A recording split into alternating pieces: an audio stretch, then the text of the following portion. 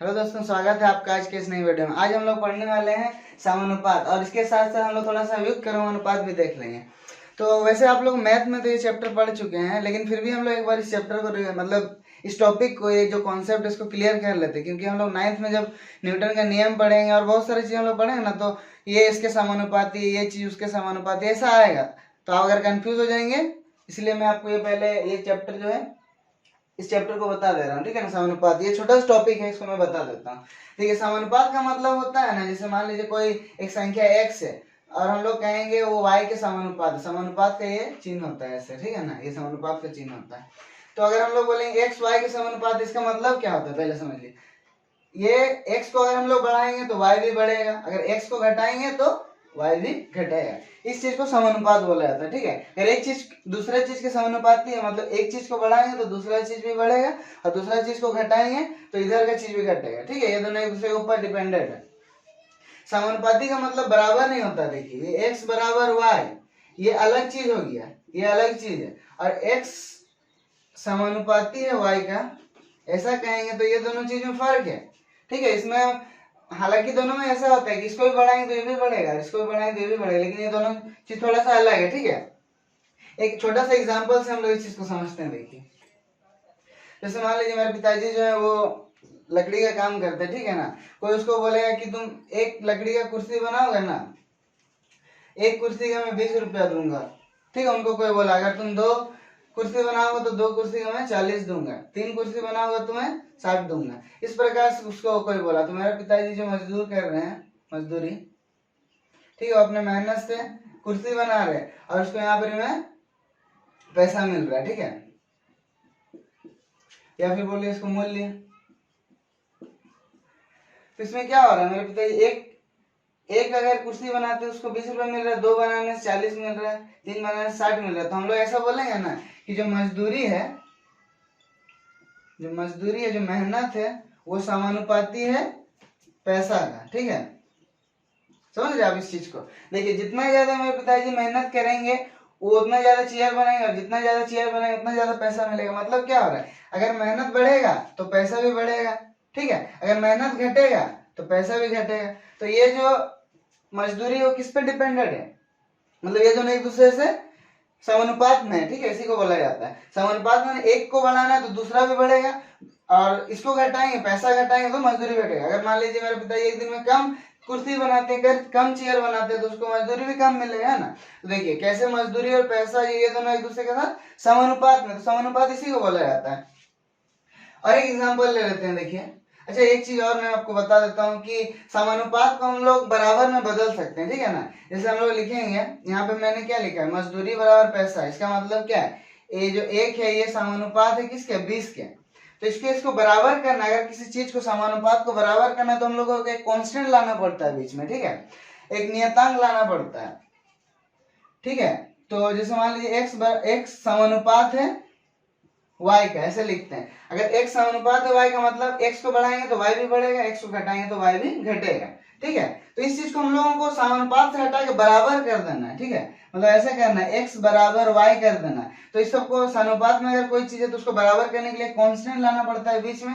कोई सा वो कांस्टेंट हो सकता है, हमारे जो कांस्टेंट k है, ठीक है।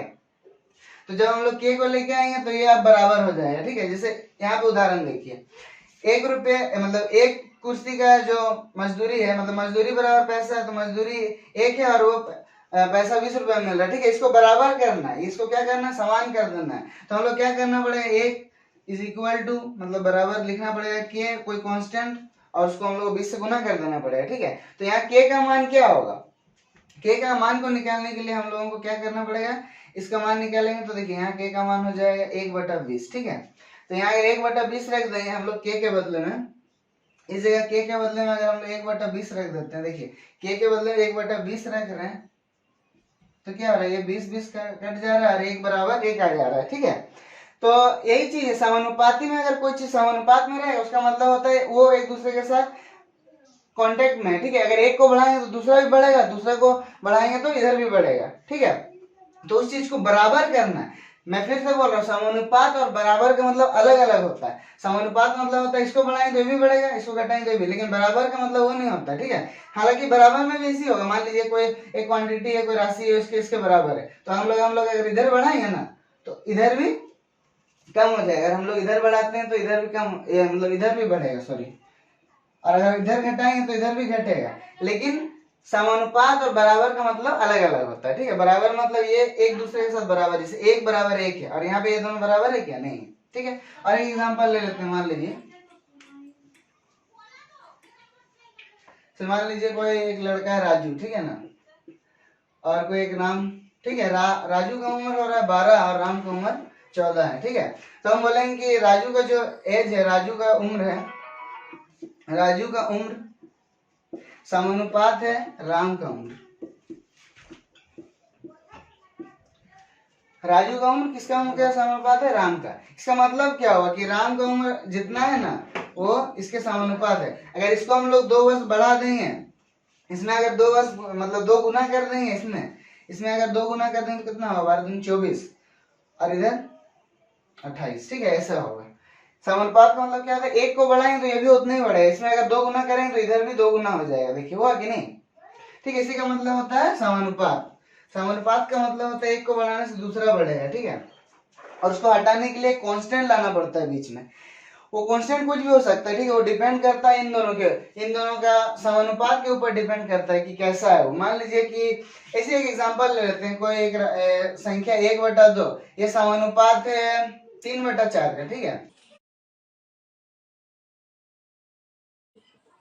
1/2 3/4 का समानुपात, समानुपात मतलब बराबर नहीं होता क्या, 1/2 3/4 बराबर होता है क्या, दोनों नहीं, ज्यादा होता है। तो इसको हम लोगों को क्या करना है ना, बराबर करना है। समानुपात अगर इधर बढ़ाएंगे तो इधर भी बढ़ेगा और इधर घटाएंगे तो इधर भी घटेगा। तो हम लोग इसको समानुपात में बदलना है। तो समानुपात में बदलने के लिए क्या करेंगे ना, एक कांस्टेंट मान लेंगे के और इसको ऐसा बराबर कर देंगे। और इस कांस्टेंट का मान क्या होगा, इस कांस्टेंट का मान निकाल हम लोग अपने से भी निकाल सकते हैं। देखिए इस स्थिति में कांस्टेंट क्या होगा, के का मान निकालना, तो इसको उधर भेज देंगे तो ये उधर चला जाएगा, तो यहाँ गुना में उधर जाकर भाग हो जाएगा, ठीक है ना, और इसको ऊपर नीचे से कर देंगे, ठीक है। के का मान कितना आ गया, जब हम इसको सॉल्व करते हैं तो आप जानते हैं सॉल्व करना, तो के को जब हम लोग हल किए तो 2/3 आया के का मान। तो जब हम लोग के का मान को रख देंगे ना 2/3,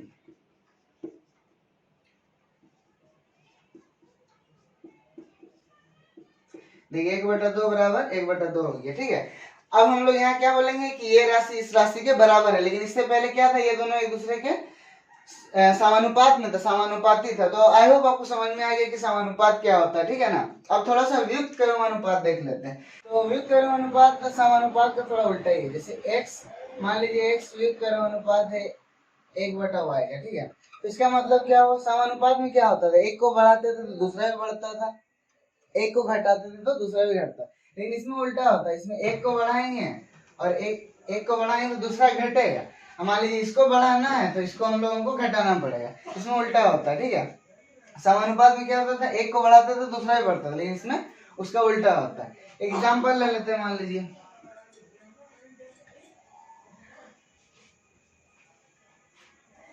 जैसे चाल समानुपात व्युत्क्रम अनुपात होता है समय का, ठीक है।